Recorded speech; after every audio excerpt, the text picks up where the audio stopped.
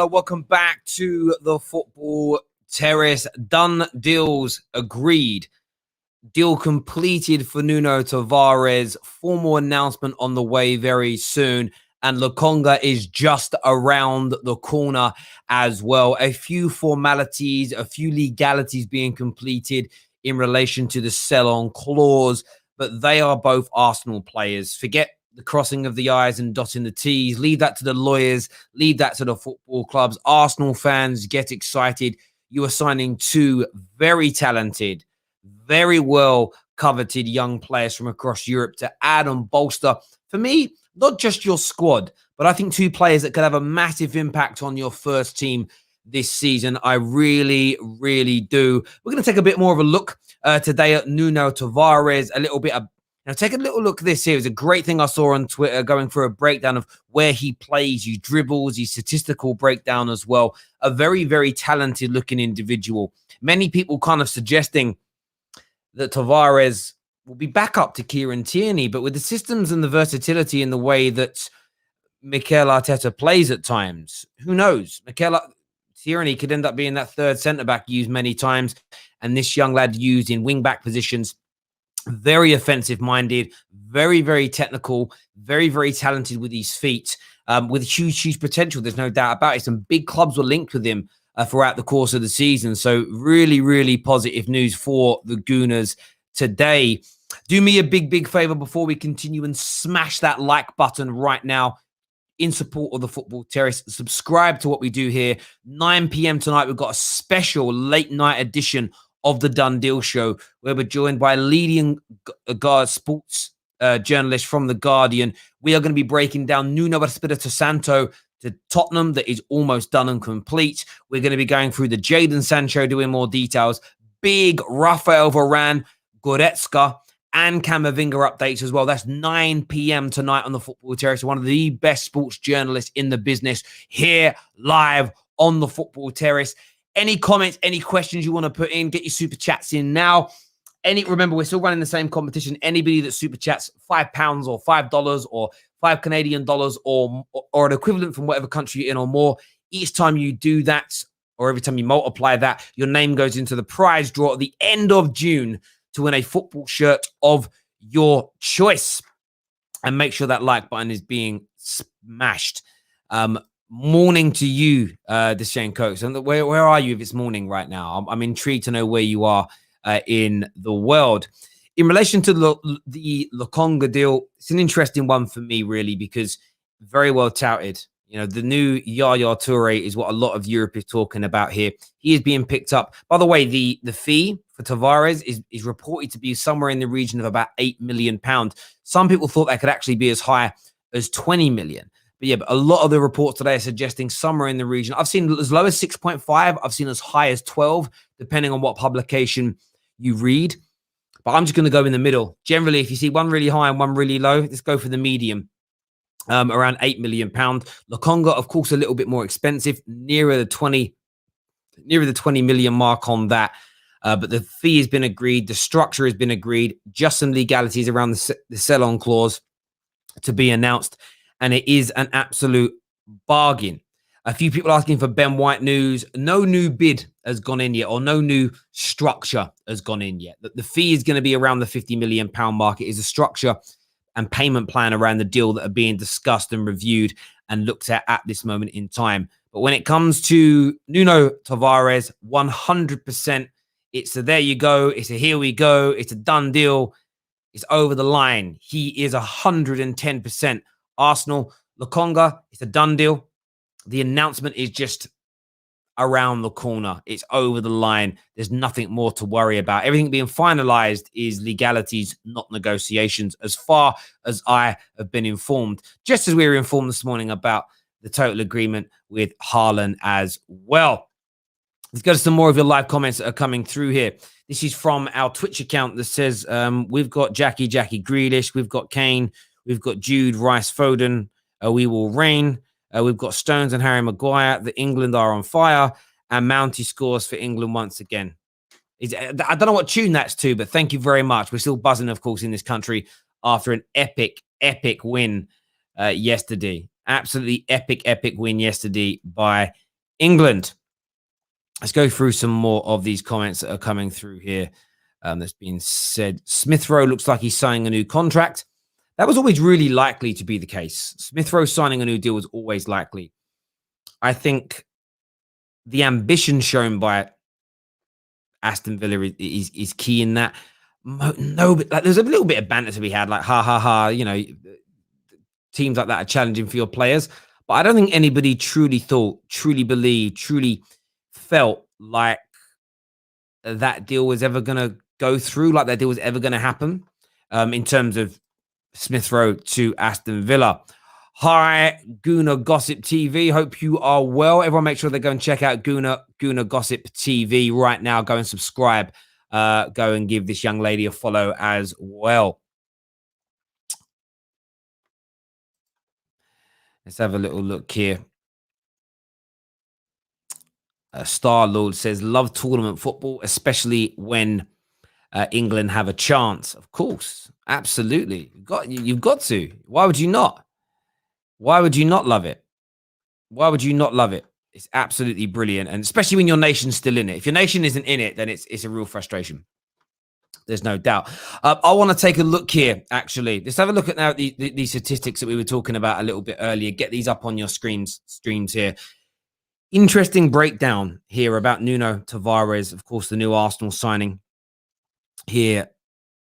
Excellent lad. You know, if you look at him here, if you look at the heat map, of him, you know, look at where he completes. The interesting one for me is this one here. You see where the mouse is moving around on. You know, where he completes the majority of his take-ons is in the opponent's half. You know, Nuno Tavares' crossing zone, so crosses from the byline or crossing to it. Look at that, where, you know, he's deep in terms of his attacking areas, where he receives the ball. So this one up here, this is where he receives the ball, primarily in the opponent's half. Very attack-minded, there's no doubt about that. And I think, look, he's young, he's left-footed, good height, you know, plays a lot of minutes. If you look here again, crossing accuracy, this is really, that's 33% crossing accuracy. He's attempting 5 crosses on average per game. He's completing 7 dribbles per game. Offensive duels at 11%. Passes per 90 minutes around 50. Passes into the final third per 90 minutes at 5. It's very, very good indeed. Shot assists. So he creates at least one chance. He creates one, you know, he plays that key pass for one shot every single game. Every single game. And what's really key here is this. You see here at the bottom two, defensive duels per 90, 9.5. Successful defensive actions per 90 at 8.9. So if you think about this, he's winning such a high percentage of the defensive elements as well. Big shout out here to the Twitter account here. Make sure you go check this man out. Here, it's his work. Mr. Krishna here, it's his work. So go and check that out. I'm just taking it because it's very, very good indeed. But he's a very offensive, a very attack-minded, very technically gifted player. Is Nuno Tavares, and Arsenal have certainly picked themselves up here. A very talented young man indeed. There's no doubt about it. And as I've said, of course, you've got Kieran. If you're playing a flat back four, Kieran Tierney is his position all day long as it stands right now at Arsenal Football Club. But outside of that, let's take a look. Outside of that, what can happen? You know, you play 3 at the back. This man comes in and plays the wing back role. From an offensive point of view, excellent. And he's talented and he's 21. You want that competition for Kieran Tierney. Of course you do. You know, Tierney shouldn't feel like he's a guaranteer if he's in bad form, if he isn't playing well. And that's what I really like about this young man. As KJ says, Arsenal are back, is what Daniel Wilkinson says. We've got Herb here that's come in and says we should get his brother, Thomas, for Hecky B replacement. I didn't know he had a brother. I'll have a look at that. I'm not going to say yeah, he's great when I don't know that he even had one.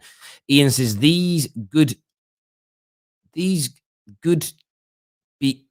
think you mean, these could be good development signings.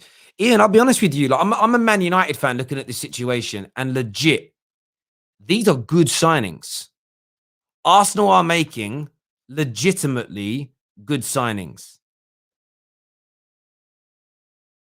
There is no doubt about that whatsoever. They are legitimately good signings. you can't get away from it. They're very, very good signings indeed. Very, very good signings indeed. And I think that people need to, I feel like people need to almost respect the signings a little bit more. There almost seems to be like an element of, I want to say this in the right way. It seems to be an element of everybody always trying to get on Arsenal because they're not out there signing superstars. But it's very difficult for Arsenal to attract Jack Grealish's, to attract Jadon Sancho's of this world, because there isn't Champions League football. So we've said this many, many times on the terrace. Why sign the best left back in the world when you're in Arsenal's position and spend the majority of your budget, or half your budget, on him? Sign one of the best up-and-coming left backs, one of the best up-and-coming centre-backs, one of the best up-and-coming midfielders. If you do that, in 2 years' time when they've developed, you've got a very accomplished squad that will move you up the league table, that are playing better football. It enables you to develop depth at the same time, and you're doing it cheaper. I just think it's the best. I think what Arsenal are doing right now is nothing short of sensational business. And at around £8 million, and that's the kind of prices we've seen quoted. It's just phenomenal. It's legitimately phenomenal business. Terry, good signings compared to what? Listen, you ask very challenging questions sometimes. For me, signing, when you've already got Kieran Tierney, signing Tavares with his potential is better than dropping £50 million on a star in a fullback position. So it's better than, I honestly think it's better than going to a club that's going to say, do you know what? We want 50, 60 million pound for a fullback right now for Arsenal, because not that the player isn't good enough, but Arsenal have a budget this summer. Once they've sold some players, it could stretch to about 200 million pounds, but they've got to bolster their squad. They don't need 1-2 star players like Man United do, like Chelsea do. Chelsea might not sign anyone this summer if they can't get their main 1 or 2 targets because their squad is thick. Arsenal need to improve their squad. They need to have depth, but at the same time, improve their first team. It's so hard to do with 1 or 2 signings. It needs to be 5 or 6 or 7 with 3 or 4 looked at as stars of the future that you develop at the same time. And if you add in Taveres, Lokonga, a Basuma, or a Ruben Neves, a Ben White into this situation, maybe 1 star signing in this. You've got the Maddison deal that's still there to be done. You've got quality that surpasses what you had last year in your first 11. You've got a deeper squad, and you've got players for the future. That is better, in my opinion, than spending 80, 90 million pounds on a Jack Grealish, who I think improves one area of your pitch, but there's still multiple holes all over the place. That, for me, is what I call very good business indeed. Very good business indeed. Let's go through some more of these. Haters are going to hate is what Herb thinks here. Listen, what we're going to do, people, is we're going to share the link now for you guys to come on and have your say. We're going to put it into the live comment section because I want to hear from you. I want to hear your thoughts and your feelings on these deals. Let's get this right. Cool in now. That's done. I'm going to put that out now into the live comment section. Let's get that done. I'm also going to start a poll. We haven't done a poll for a few days. I'm going to put a poll in now. And I want to make sure I put this out in the right way here. So how do I want to word this poll? That's the big question about how I want to word this. So this is how I'm going to word it. So Lokonga and Taveres, the right profile player for Arsenal this summer. When I say profile, that's everything. That's age, price, quality. You're looking at all those things wrapped up in one when I put that out there. That poll's now been posted, so get that done. I'm also going to pin the link to call in to the comment section. So if you want to have your say, call in now. First on the show, great to see him back with us again today. Is going to be my guy, my brother Igal. His channel's grown massively, by the way, so go check out EGTV. Go and give him a subscribe over there, please, ladies and gentlemen. Before we do that, though, actually, I've got a super chat that says this will be good for as they can integrate these players into the season where they won't have many games and not in European competitions. Good season for development. Absolutely. And it's looking at this. You've even got to look at it the other way, right? Let's say this crop of players do brilliant, but Arsenal still don't get back to the promised land. do you not see the contingency and the upside to it? Which Gooners won't want to happen, but it's a great foul safe. If these players turn out to be bad, they're not wasted a great deal of money per individual. They will recoup a lot of it. If Lokonga and Taveres turn into world-class players, but Arsenal don't get back to the promised land and want to leave, they'll sell them for a huge profit, and then they can start the process again and try and do it again. It's literally, in my opinion, it's win-win for Arsenal. There's no major loss here for them if it doesn't quite work out. That's my view. Great business, no doubt. Man, Lucky Gao is with me now, if I can speak. Wrong setting. How you doing, bro? I'm doing well, man. Terry, how you doing? Yeah, I'm good.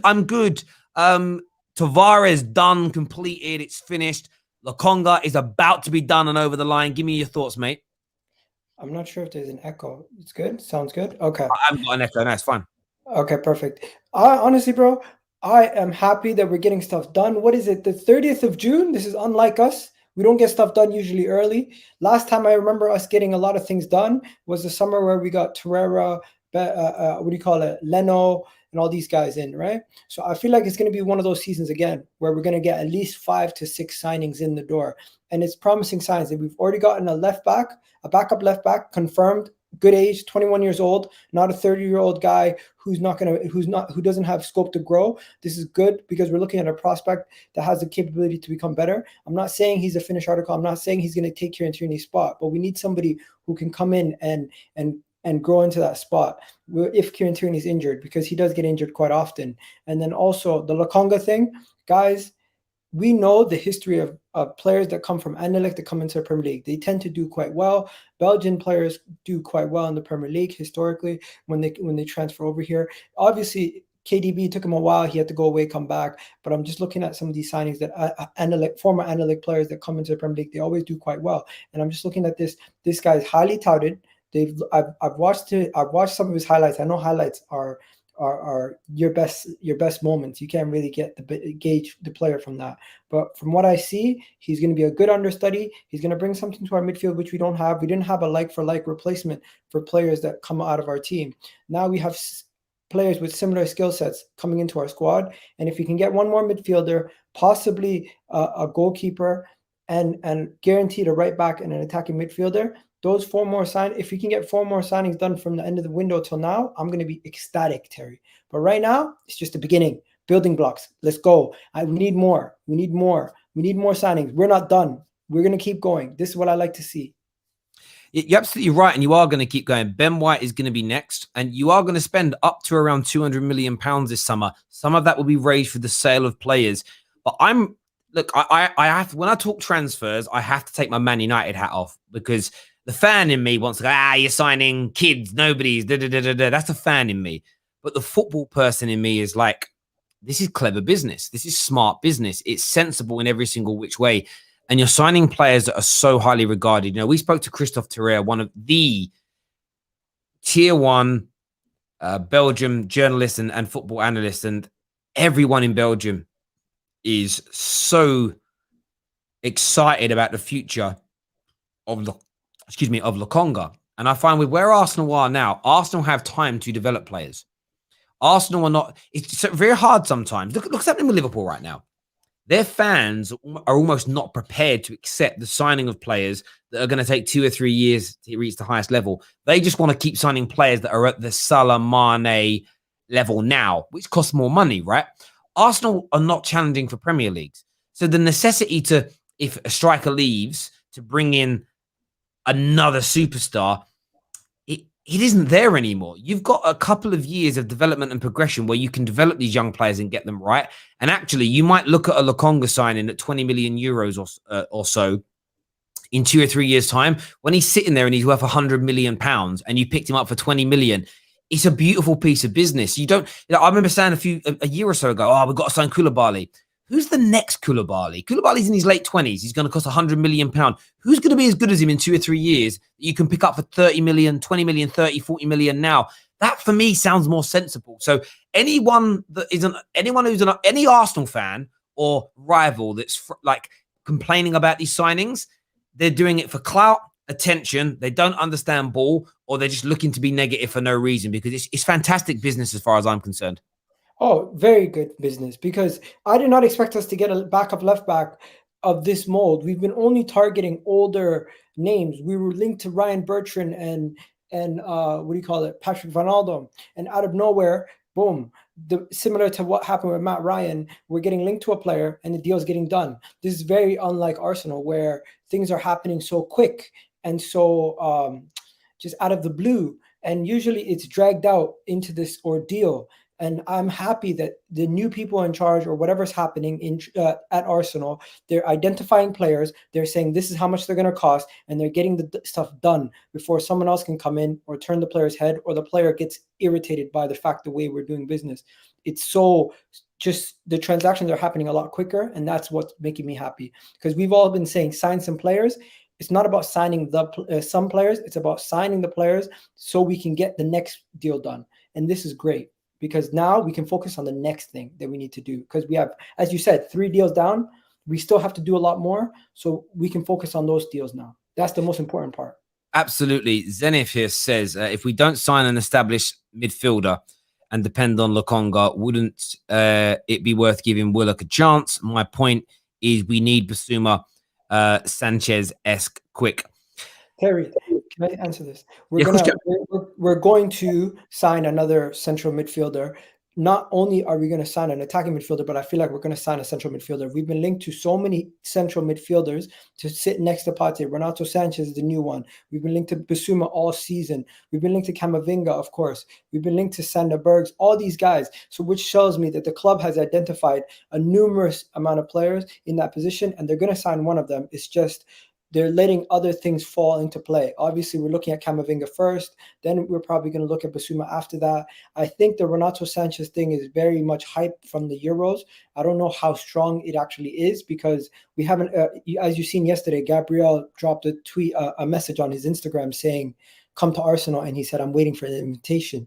So it's like these things happen, but it just goes to show you that the club has not spoken to his representative on his Instagram saying, it's just they're looking at the French league and the situation they're all in. It's easy to obtain the player, but for the same price of Basuma, I'd rather take the Premier League proven player. Yeah, and listen, as you're absolutely spot on in a lot of what you've said there. You will be buying a midfielder, and I think there's been a lot of, again, disrespect put towards Arsenal. Oh, look at all these. This is the one summer where the Arsenal links are seemingly true. Arsenal are legitimately reaching out to a huge percentage, a huge amount of players, because they've got to mitigate and offset against not bigger contemporary clubs in terms of Champions League clubs would be a better word than bigger. Champions League clubs coming in. So Basuma is a player you've got a fairly clear run at. But if Liverpool and Man City both came in heavily for him tomorrow, it's going to be difficult for Arsenal. So of course they're looking at Basuma. Maybe they are looking at Sanchez. They're definitely looking at Ruben Neves. But to Zenith's point, 110%, 110%, Arsenal Football Club are going to sign another central midfielder this summer. I will wear a Liverpool shirt for the first 5 Man United match reactions if Arsenal don't sign another central midfielder this summer. I am that confident on it. I truly, truly am. Viewers, make sure that like button has been smashed right now. Smash that like button for us. Very, very important indeed. But if we don't buy a CDM, then this window is a failure. You will buy one. Zenith. If we don't buy a right back, that's the question, not the CDM, because we're going to get a CDM. The question has to be, when are we going to start looking at right backs? Because that's what I'm worried about. You're worrying about the wrong position, mate. We're getting a CDM. We're getting an attacking midfielder. The question is, are we going to get every position? Are we going to get a goalkeeper? Are we going to get a right back? That's the question. I hear you on that. Listen, we're going to keep Igao on with us, and we're going to get man like Tade to join us now on the terrace to have you say as well. How you doing, brother? Yo. How you both doing? What's good, Igao? Kicking it, How bro. you doing? Fine. Thank you. I kind of agree with a lot of things you've said. I just wanted to touch on these 2 players because there's been a lot of things circling around. I saw a news recently about some guy from Napoli. I think it was a Napoli legend, saying Taveres is not good enough. Saying that he's not ready. And I don't really know why he said that. But if you think about it, this guy has actually played like 25 games in 2 seasons right now for Benfica, which simply shows me that he's more like a rotation player currently. And in my mind, I'm thinking he's going to come in and probably be a backup to Tierney, and maybe he will have to fight for his place because I think Tierney is going to be number one, in my opinion. And I think at the back of his mind, he knows that he's only going there as a big part player for now. And he's going to be there to prove himself, to be able to, you know, put Tierney out of that place, because we all know that it's going to be difficult for Tierney to, you know, just leave his number one spot as a left back. And going by the track record of him currently in Benfica, not being a starter, then obviously he's not just going to automatically be a starter in Arsenal because of Tierney. But whether or not the guy is talented, based on all the stats I've seen, he looks very talented. He looks very hungry. He's 21-year-old, you know, and that's exciting. You know, when you were sharing the stats earlier on, the heat maps and everything, it really shows that the guy has a lot of attacking intent. You can see where all these dribbles and take-ons are actually happening in the opposition half. That really tells a lot about, you know, what this player really likes to do. He's very hungry going forward. But at the same time, how good is his defensive ability? That's another question. I haven't watched him play, so I can't really comment much in that area. And, you know, the whole idea of us, you know, investing in youths. We've invested in 2 21-year-olds now in Lokonga and him. It reminds me of when Real Madrid got the likes of Benzema, the likes of Ozil, and the likes of Kedira. Those were young players back then. And that period, you can see that Madrid were investing in youth, because the youth is the ones that are going to take them for the next 5-6 years. You know, it's a good investment, cheap amount of money. You know, they're not yet made, but they got made in Real Madrid. You know, and if you look at the likes of Lokonga, for instance, Lokonga is 21 as well. He's the captain. For you to be a captain at 21, that tells a lot about your character. You know, you have to look at the likes of De Ligt, for instance. You look at the likes of Ruben Diaz in Man City. They're very young, and they were captains at a very young age. That tells you a lot. Remember when Fabregas was captain? That tells you about his influence. That tells you about, you know, the kind of character you're getting. And I've looked at some few clips on Lokonga. Lokonga looks like the real deal, in my opinion. Yes, maybe he's still young. He needs to learn. There's no doubt about it.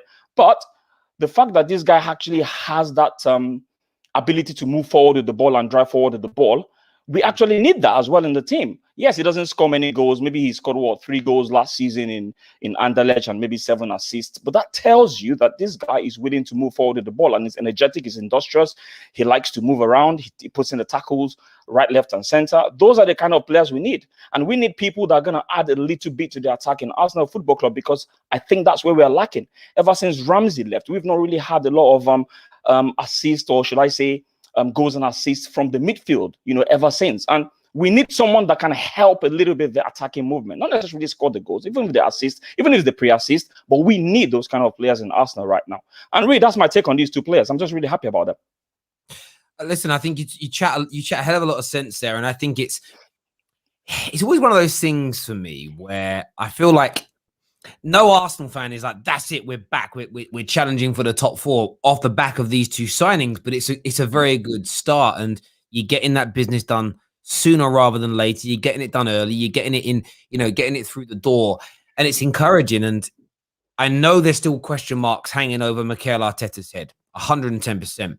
But his track record so far with young players has been good. You know, your best performers, in my opinion, have invariably been your young players. So maybe that's the mold that you go down. You had a few stars into that as well, and who knows where you'll be next season. There's a super chat here that says we need to bin Bellerin ASAP and get Emerson from Real. I don't know if Rabbit is. Okay, is that what he means there? Or Lamptey from Brighton for midfield position. Basuma, Renato Sanchez, or Sabitzer. From your point of view, Tade, if you could pick a midfielder, like the star midfielder to come in, who would you personally pick?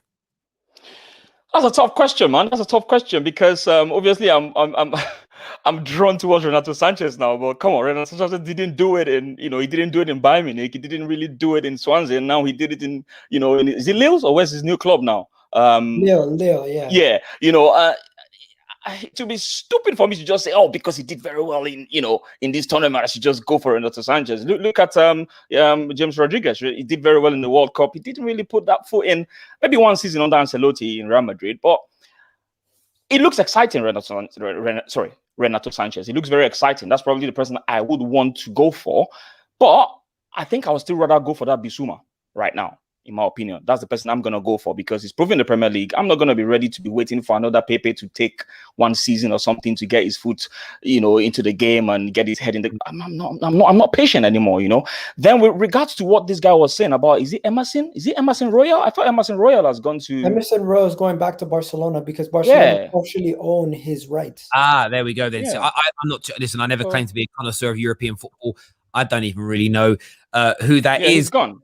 But I think, and the other player, sorry, go on. Lamptey. Yeah, I was about to say on Lamptey. Yeah, Lamptey injured. He's injured. He's injury prone. He just came back from injury. We're not going to He's sign out him of the running.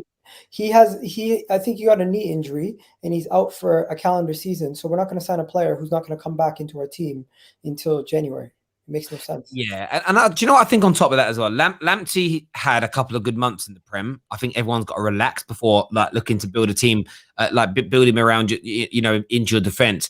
And on Sanchez, I thought Sanchez had another good Euros, but he was brilliant at the last Euros. And club-wise, it's so hard to judge what someone's doing in France. I just get this feeling that if you drop big money on him, I get a feeling that you could be back in the same position that that Bayern Munich and Swansea when they had him on loan were. I would almost want to see what he does in the French league. He's injury prone also, Terry. Is he injury prone as well? There we go. If you look at his career injuries, if you can get it up from Transfermarkt, it literally will show you that he's missed about, I think, six or seven injuries where he's missed over 40 games.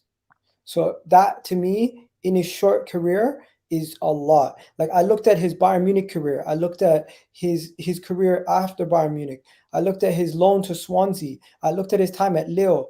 Every single time he was injured. You guys talked about James Maddison being injured. James Maddison not injury prone. This guy, Renato Sanchez, is the definition of injury prone. Well, let's have a look at this here. So in terms of 40 games at a time, I'm not too sure about that, but day-wise, you're right. So if you look at this is his injury record since 2017. So he's, every year you can see 2 or 3 injuries most seasons. He isn't missing, like last season he missed like 7, 8. Well, he had a lot of injuries. That's all last season. Loads of small injuries, as you can see, but he missed in total 7, 10, 12, like 13 or 14 games, but a fair amount of time out injured. He is getting a few injuries per season. There's no doubt about that. He's definitely picking up those injuries. What I am seeing is muscle. Muscle injuries are the ones to worry about because muscle injuries are the ones that will keep happening. If it's impact injuries or it's like, I don't know, dislocated his shoulder one week and then it was an ankle problem from a bad tackle 2 years later, fair enough. But it's, I'm read on there already about 5 hamstring pulls. Again, you sort of wonder as he gets a bit older, all it's going to take is for one big snap and that could be it. But I think away from the injury record, it's that Prem proven thing like Basuma or Neves for 40 odd million pound. I just think it's a much surer bet because they've done it in this league. They already live here, already settled in the UK. They're not going to move their families again. I think there's a lot less risk of one of those signings failing. Even look at Thomas Partey. Thomas Partey is a colossal midfielder. Everybody's almost forgotten about how good he is because it was a settling in season for him. But with a pre-season at Arsenal, a year or so living it. And one thing I would say this, and I said this about Kai Havertz and Werner and all these guys as well last year, it was an even harder time to move countries last season because you were moving into a country where you weren't even allowed out. Like imagine you moved to London. You've never been to London before, like to live. You're living here. You're moving your family over. You're getting used to a new league, new country, new pressures. Concertinaed season. No real training sessions on methodology because it's just game. And you can't even go out and get used to your surroundings very easily, right? Especially when you're a footballer. You're a footballer going out around London. You're going to get swamped with people. That's even harder. Do you know what I mean? So I actually think as well, like, I know it's a cliche, but Thomas Partey is going to look like a new signing for you guys this season as well. There's no doubt about it. Yeah. Change of number also. He changed to number 5. So I saw that news. I saw that news today. I saw that news on Arsenal. Was it Arsenal Instagram or something? Just to touch on what you said about, the thing about people is people only judge based on performances and based on the football pitch. I think we've talked about this in the past, and all that extra stuff, all that off the pitch thing, people don't care about it. And you make a very good point about, you coming into a country, building relationships, even building relationships with his teammates would have been hard because of all the COVID restrictions. You know, it's probably going to be only when he's doing the trainings and all whatnot. They won't have the time to go out and do team building activities, go skydiving, whatever it is they do, as you know, team building activities that they do within football clubs. It's going to be very difficult. The only football team building activities they will do is on the football pitch during training, and all those things actually play a part in how a player gels with the team. It really helps. There's no doubt about that. There's a super chat here from Dave Perkins. He says, wondering why Laka can't move to Lyon for a while. That swapped notoriously hard. I mean, Lacazette might not want to go and play at Lyon, and that just, or back at Lyon right now, that scuppers the deal. One of the reasons that Chelsea missed out on Hakimi was down for going to both clubs. Chelsea was a massive draw for him, but Chelsea and Inter couldn't come to an agreement. And part of that was because Alonso wasn't bought into the idea, but Alonso might be going Barcelona this summer. So until Alonso knows what's happening with Barca, he isn't going to, I don't think he was going to pick Inter because, you know, he's a Spaniard having an opportunity to go and play for one of the biggest two clubs in the world and one of the biggest two clubs in Spain. That seemingly is more attractive to him than Inter Milan. So that slowed that deal down. So swap deals are very hard to get done. I don't even know if Lyon could afford Lacazette's wages. There's no way they pay the same wage Arsenal do either. We don't want Aouar anymore anyways. We've watched him play. I've watched him play consistently this season, and he's not blown me away. I've seen consistent performances where he's given 5 out of 10s and just been shocking the whole entire game. And I've also seen performances where he's been man of the match. But his purple patches are few and far between. And I feel like at the back end of last season, we were watching him in a purple patch, and we're like, wow, he knocked out Man City. He did this, he did that. His team was playing well. They didn't even get into Europe. So it just goes to show you, like, how good is he as an individual, and how good are his players around him? Because I cannot take another player into our team that's going to cost a large amount of money that's not going to produce right away. We need a sure thing. So that's why I'm saying I would rather go for someone else. Can I ask you a question? Because I haven't really watched Aouar as much, apart from the few patches. Can I just ask you this question? So what sort of person is Aouar in terms of the energy he puts in the game? I mean, okay. Is he aggressive? Is he, you know? Aouar will predominantly play in the midfield from the left side, and he'll join into attack from the left side. He'll try to link up with the left back, and he'll try to link up with the strikers and the attackers from that end. What you'll find is majority of the times that he's in goal scoring opportunities, it will be almost cutting in like Alexis Sanchez from a midfielder role, coming in from that side, like Santi Cazorla, crossing it and using his right foot to score from the far post. Every time he links up play with his teammates, he's quite good with that. But where he's weak, in my opinion, is actually crossing. He can score from distance, but for some reason his crossing is bad. His defensive capabilities are not that good. And if you're against the pressure, when he's press resistant, but he cannot win a tackle back if he loses the ball. So I don't know if he'll cut it in the Premier League. I know he's a quality player. I know this is absolutely ridiculous to say I don't want a player of this quality, but I'm looking at our team and we need a sure thing. I don't think he's a sure thing. I want to ask you, gentlemen, a question here. We obviously, the main topic tonight is Arsenal Football Club. Viewers, make sure you hit that like button. The link is in the comment section. You see it pinned if you want to phone up and have your say. We are going to go to calls. Donny James is backstage. JJ Cole is backstage. Ollie is backstage. So come on and have your say with this if you want. But I wanted to touch on the news that's come out today. We're going to a big feature tonight at 9 p.m. Got a top Guardian journalist coming on to go through a number of deals. But Nuno Espirito Santo is linked to be the new Tottenham manager. That deal looks like it's progressing quite quickly and quite rapidly.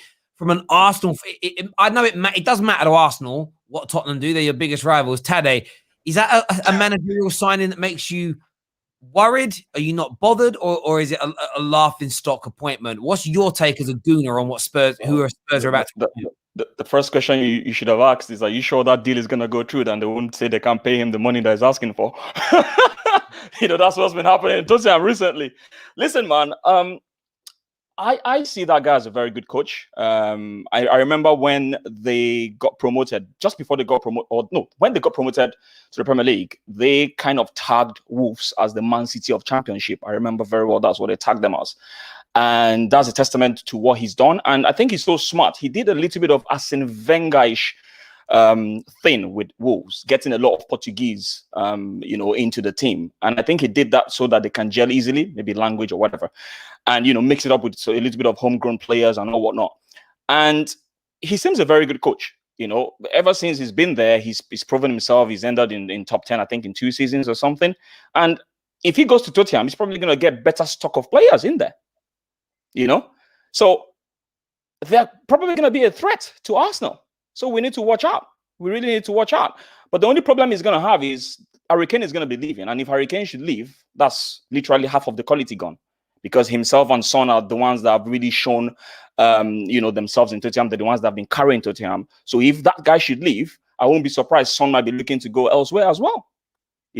So, but with that coach in the helms of affair in Tottenham, I see Tottenham doing quite well. I say that boldly. It's an interesting take you have there, because I've seen a lot of Nuno was a manager 12 months ago that everybody was talking about and liked and rated. By the end of this season, because Wolves weren't as good, there was almost this element of, he's done, he's finished. Also, he's looked at as a negative manager. Wolves don't play negatively against teams outside generally of the top 6. They play fairly openly, they attack, they do what they've got to do. That's my take on that anyway. Equally, when they were in the Championship and they were the best team in that sphere, they played very beautiful, attacking, free-flowing football. But of course, what I like about Nuno is he came to the Prem and he thought, listen, I might get more plaudits for playing openly and expansively in the Prem, but we might go down. That happens a lot when we've seen teams come up and try and play the expansive football. And I think he's always got the mixture right. Tottenham have got a better squad, although they've got to improve certain positions. So I'm with you. I think it could be a very, very good appointment. Igal, what's your take on it, bro? Oh, man. Terry. Objectively. First things first. Nuno Espirito Santos, when he was doing well at Wolves and he was linked to the Arsenal job, I was one of those people who was saying I would actually take him because I seen what he was doing there and I quite liked it. But opinions change in football. And after what he's been doing recently at Wolves, a lot of people have been saying Nuno has one way of playing. He's going to play with a back 3. He's going to hinder the team. And you know what? I've spoken to some Wolves fans and they think he wouldn't have done well if he took the step up to Arsenal. So I don't know how he's going to do it at Tottenham. One thing we know about Tottenham is their defense has been shocking at times. And that's one thing Jose was trying to focus on. And they wanted to play more of an attacking game. And when he played that attacking game, you've seen their defensive setup. So Tottenham's going to now play with a 3. You're going to see the best of the right back that they signed from Wolves because he's back with his manager who got the best out of him, Matt Doherty. And if this deal does go through, it's a good deal for Tottenham. I'm not going to be bantering you guys saying he's a Portuguese Sean Dyche. That's for other people to say. But that's what I'm going to say. I think it's a good signing. And if he does come, you're going to see Dyer playing center back. You're going to see the best of Matt Doherty. You're going to probably see the best of Reguilon. Harry Kane might even stay if they can try to get some deals in. But as big boys are getting deals done for players, you guys are still worried about your manager. It's been 3 months now. I just have to throw it in. Yeah, I hear you. Just to say one thing quickly. Harry Kane, for me, he's leaving. He ain't going to stay in that club. He's done. He's been in that club for how long now? He's gotten how many golden boots now? And he hasn't won anything. It's going to be stupid for him to stay in that club. I don't think he's going to remain in that club. I listened to a Spurs fan last night on a stream. I don't know what channel it was. I listened to so many channels. And he basically said, I think if Harry Kane wins the Euros, that he'll feel like a sense of appeasement and he's won something, so he could stay at Tottenham. And I just looked at it the completely opposite angle where I thought, no, it's going to make him hungry to win more because he's going to get that taste of what it feels like to win. Like, honestly, it's for me, with the Euros, and maybe we're biased because we're European-based watching our game, it's the only international tournament that's bigger than it, in my opinion, is the World Cup. I bet if you looked at global audiences, the Euros be watched by everybody because the best players in the world generally play in Europe. We know this, right? That's why other people from other continents flock to Europe to play football. So if he was to win it, like, I think it's going to put the bit between his teeth and make him think, I want Premier Leagues, I want Champions Leagues now as well. I think he's gone. I think once these Euros are over, I think Man City are going to sink a bid in of 130 odd million. But maybe what is needed for Nuno is this case of, if we sell him, we've got to reinvest all that money. You know, we've got to reinvest every single penny of that into the right players. Speaking of new managers, though, gents, Wayne here of a super chat says Patrick Vieira is now the Crystal Palace manager. What do you think about the appointment? Igal, give me your take on Arsenal legend Patrick Vieira now being a Premier League manager.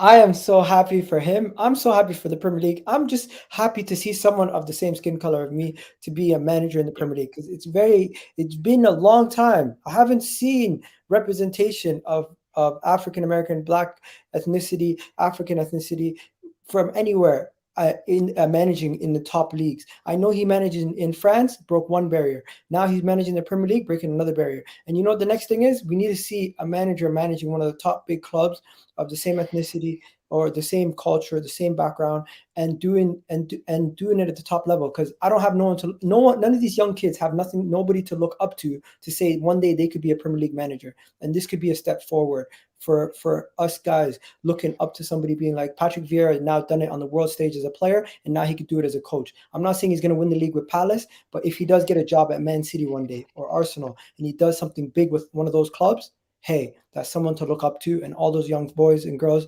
getting their coaching badges, they'll know it's for a reason. Absolutely. What about yourself, Teddy? You know, yeah, just to echo. Yeah, just to echo what Miguel has said. Look, I mean, as an Arsenal fan, I'm very happy that we've got a legend that is taking another club in the Premier League, and also, you know, as a Black person, it's been very difficult for most of us to get to this stage in management, you know, and I think this is a sign of better things to come.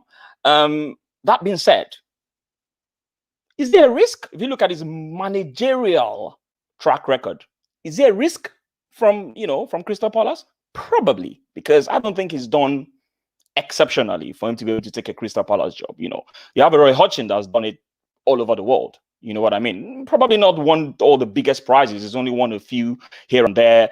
But you now have a guy that hasn't really proven himself in the management of teams, having a job like Crystal Palace's. I would say it's a risk, but then the Arsenal fan in me wants him to do well. Yeah.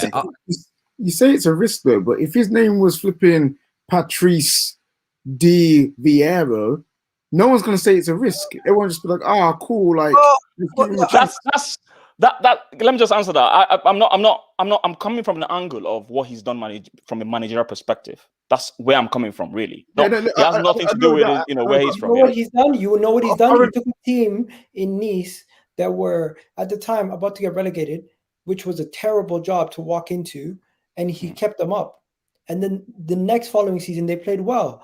He only left because of emanating circumstances. I get that. I understand what Tade's saying. And I suppose it's, I totally get where you're coming from, Miguel. And I think that there is a,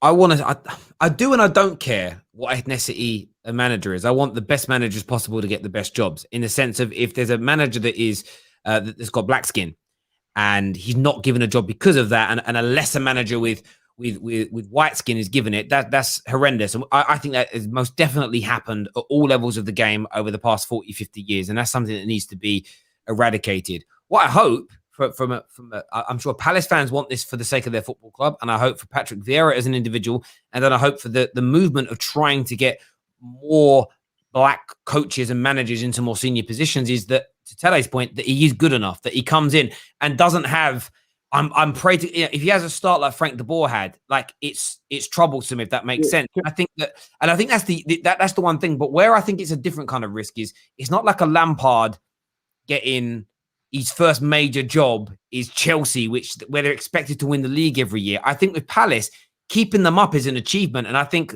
based on what I've read about his managerial past and the things that he's done, I think he can do that. So I don't look at it as big a risk of putting Arteta in at Arsenal for his first job, or Lampard into Chelsea after 1 year of managing Derby. I think it's a really good, I think it's a good stepping stone in his career to go from New York to Nice to a club like Crystal Palace. I think if he'd have gone from Nice and then been given the Man City job after Pep, that's a major risk, where you think to yourself, let me clarify what I was saying when I was trying to tell it. It's not because I thought he's trying to say it's a risk because he's a black manager. No, like, it's not that at all. He enlisted his managerial record, which is going off, which is fair. I've seen managers with a similar or worse managerial record get given these jobs and no one bats an eyelid. And that's where I was just coming from. I was also coming from a place of managerial record. If this was someone else, and it wasn't Patrice Vieira, it was someone else who was a bit unknown, no one's going to be saying it's a risk. Like, look at who Wolves are going to get now that Nuno's gone. This Lage guy, this guy from Portugal. Has anyone said that's a risk? Is anyone questioning what managerial things he's done? No, they've just said, okay, cool. It's an appointment that they need, they can potentially use and do well with. And that's what I'm saying. Like, we don't need to do that with Vieira. If you look at as you say, Terry, as a stepping stone in his career as a manager, for me, it's perfectly fine, and it's not even a risk. It is a chance. He's also so that's my. Sorry. I think he's also done as well, hasn't he? I swear before management, I swear he's done sort of board level roles as well, right? I swear I've seen him like advisory role. I swear he's been involved in the hierarchy at clubs as well. Okay. I think I might be completely wrong. He was part of Man City, and he was part of the New York contingent of Men City. Yes, I think he's well versed in terms of that. And look, when I say a risk, I don't think him as a manager is a risk. I think it's I worry about the kind of movement. Do you know what I mean? Because there is racism within the game, and if a manager with his profile gets an opportunity at the Prem Club and does awful, some people will use it as an excuse. To get where I'm coming from. But I don't think actually I don't think his CV is a risk for Crystal Palace and where Crystal Palace are and what their standards are. But Tade, you were about to say something, bro. Oh yeah, I was just saying, maybe the word risk is probably too heavy, but at the same time, it's also coming from my knowledge and understanding of what he's done. You know what I mean? I'm only going to speak from my perspective and not from others. So if I say something's a risk, I might as well even say this. I might have said the same thing if KJ has asked me the question about the guy that is supposed to be going to Wolves. You know what I mean? It's all about what I think, about him as a manager, and maybe I would have said exactly the same thing, whoever it is, really. But thinking about it now, what you've just said now, is it really a risk looking at it as Crystal Palace? Because I didn't think about it then. Yeah. Crystal Palace really wouldn't be able to, command a very big manager anyways. So maybe you using the word a chance is the right word. And I take that back. Yeah, I respect that, man. And to be fair, he did get Nice to the Europa League. And I think he got them round of 16. So there is something there about him. I like everyone here. All of us want him to do well. All of us want him to prove any doubters or any haters wrong. You know what I mean? Just because he is who he is in that position. And I feel like he's done the correct thing in his career. There could be a world where he could have got Man City or he could have got Arsenal, and then he would have drowned him. But I feel like Steven Gerrard are doing the right things for their managerial careers, and it'd be exciting to see him in the Premier League. And you know what? Yeah, I hope we destroy him as a Man United fan, because I just be like, yo, Man United destroys another Arsenal legend. You know what I'm saying? Like, it'll be good fun. It's just a fact. Do you know what it comes down to? Like, people, I see some people in the comments are saying, well, the race element does matter, because if there were more, and we're talking all levels here, if more black managers and coaches were being given opportunities as regularly as their white European counterparts, it wouldn't take long for the challenge towards a Vieira getting a job to be considered the same. So yes, Arteta, there was people that said, oh God, this job could be too soon for him. Absolutely. But of course, if, for instance, for every 10 white managers that were given a job, there were 10 black managers given jobs, and there's that equality there, you get less of that challenge for it being about race. And it's just about, well, let's look at the CVs.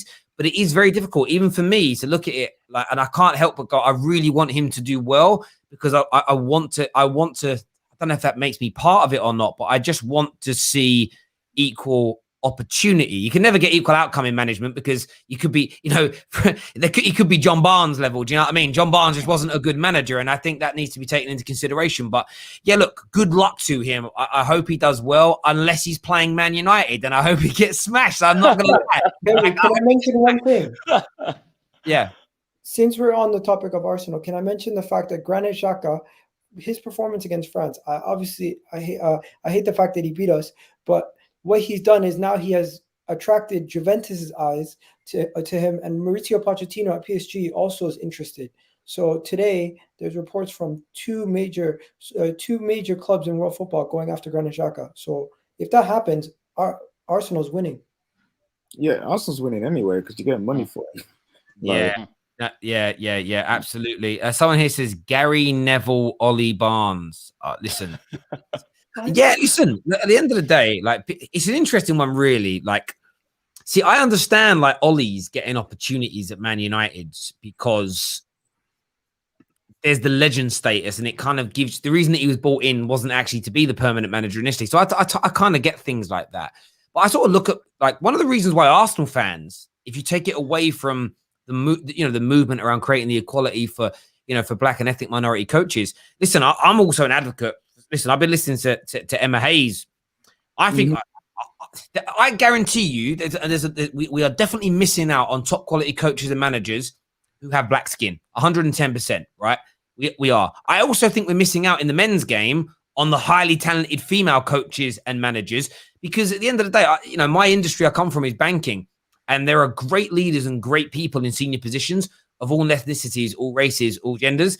And it's sort of like in football, if you only stick to that kind of white European male, you're cutting short quality. Like you're actually hindering yourself as a football club or as a football, because you're cutting off talent, if that makes sense. Imagine like it's more detrimental to you than it is opening it up and being more inclusive. I would love to see Emma Hayes be given a chance in either as the England manager or the Premier League or a top level club, because if top 5 male football is supposed to be the elite of the elite level of football, why can't a manager who's a female actually test themselves in that sphere to even know if they're good enough just for themselves? Like, how could I be? Like, and I would love to see Emma Hayes get a chance. She's an excellent manager. She's got the credentials, and unfortunately, I just don't think the football world is ready for that right now. Yeah, listen, I understand that. Again, a lot of men I worked with preferred being managed and looked after by female bosses. Sometimes it's a different relationship. It's a respectful relationship. Sometimes it isn't so alpha heads clash. There's a reason for that. Most as they say, daddy's girls and mummy's boys. There's a relationship there. There is something in it, and I don't know the psychology of it because I have no skills in that. But I think it could work. And listen, Patrick Vieira, wish him all the luck in the world, as I say. And you know what? From an Arsenal fan's perspective, if he does really well, maybe he's the next guy to take over Arsenal. Do you know what I mean? Right. David here says, if being a great player was enough, wouldn't Roy Keane be managing United? Wish Vieira the best and hope he does well. Oh, of course. If that's not fair. Can I just talk about because people need to understand that it's not about being a great player and all that. Okay, it's about being able to manage. If you look at someone like Roy Keane, for instance, I think what actually happened to Roy Keane is his interpersonal skills wasn't all that. I remember there was an interview I saw on TalkSport with this guy. Is it Carlton? Was it Carlton? No, not Carlton Cole. Darren, is it Darren Bent? I think Darren Bent playing for Villa, isn't it?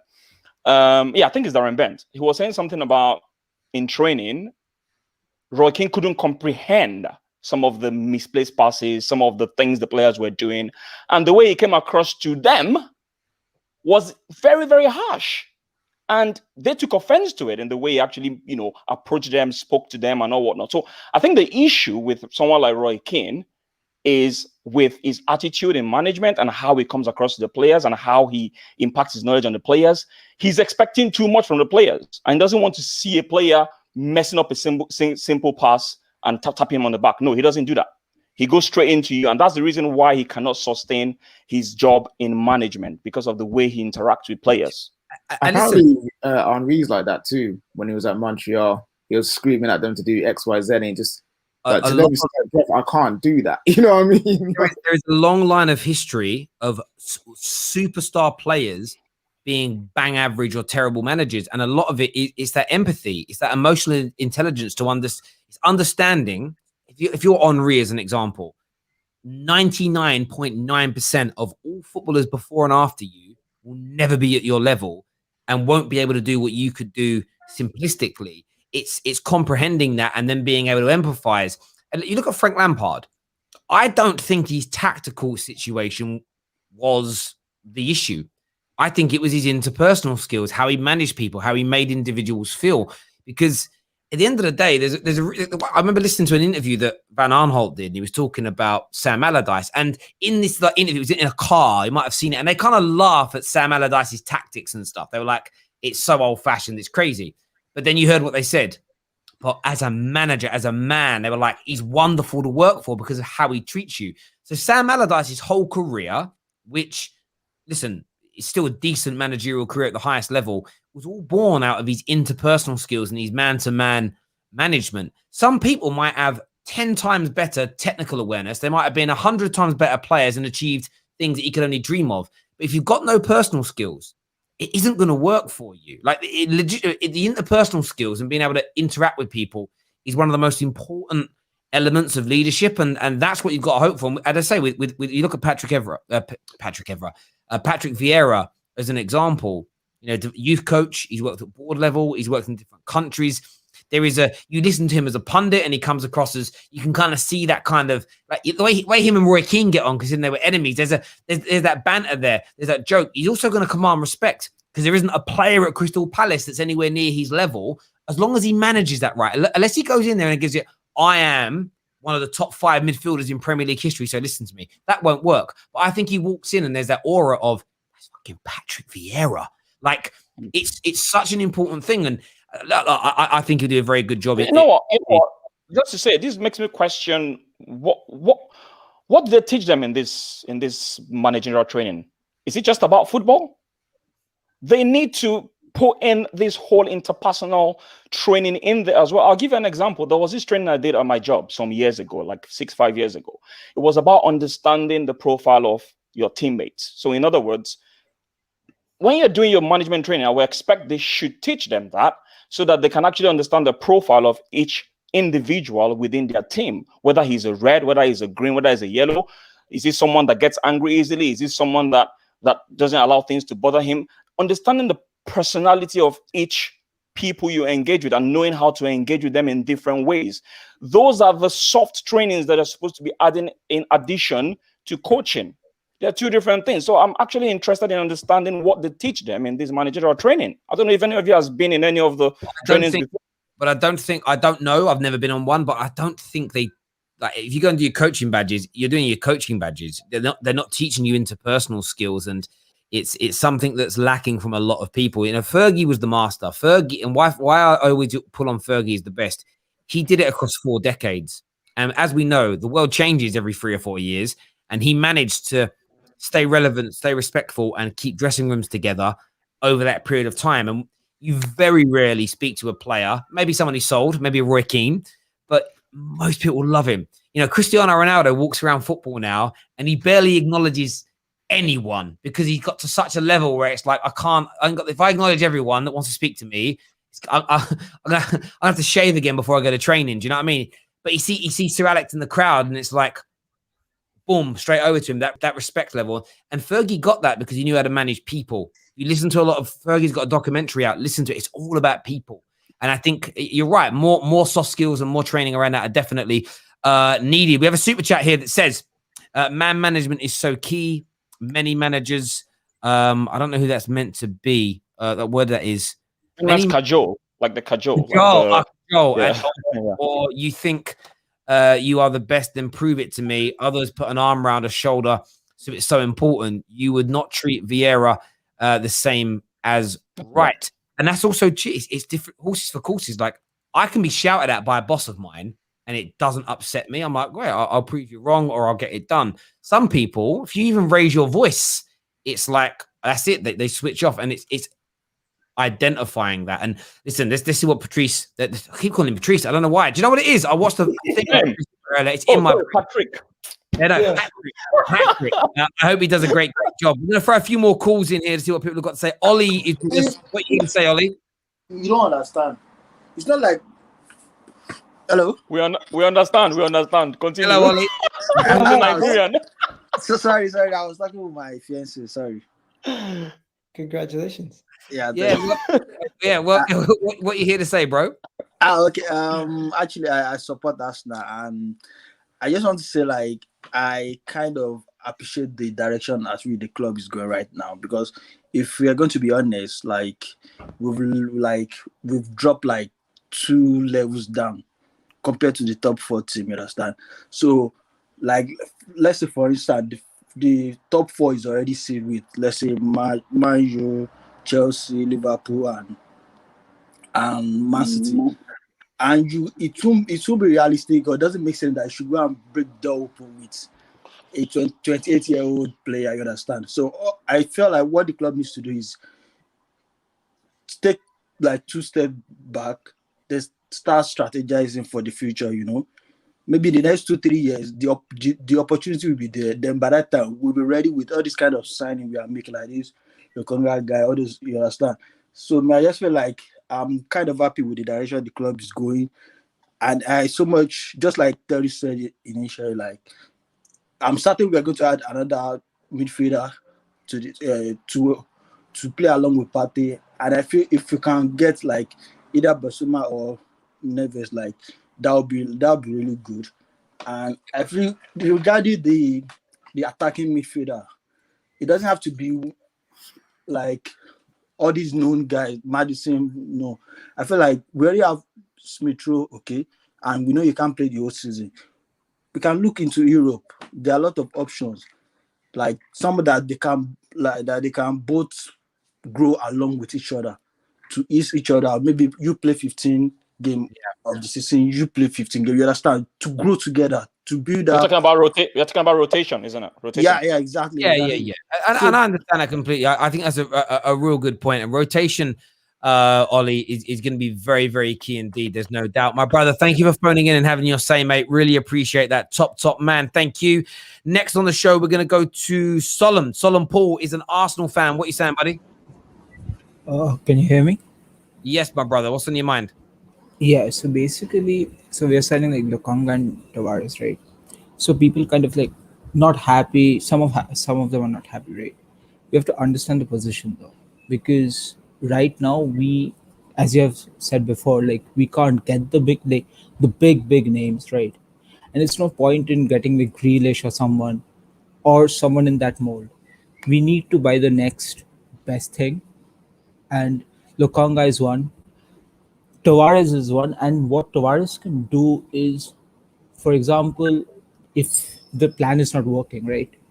We can shift like to back three and do, because he's versatile, right? So he can play the left wing back. Not that he might, right? And same with Ben White, because Ben White will also be so versatile that he can play in different positions. And if we sign Ben White, which is likely that we will, the one thing he will be an upgrade as a center back, as a right back, and as a CDM if he plays in those positions. Like according to me, I think he's an upgrade on Granit Xhaka too. So that is a good thing. Absolutely. Great points being raised there, mate. Thank you very, very much indeed. Top man. Thank you. Everybody that's tuned into the Football Terrace this afternoon, a massive thank you to all of you. We're back for a special Done Deal show at 9 p.m. tonight, so make sure you're tuning in for that. Midnight Vibes back again tonight at midnight as well, so make sure you're tuning into that as well. Subscribe, turn on the bell notification, and until next time, take care. Goodbye. God bless.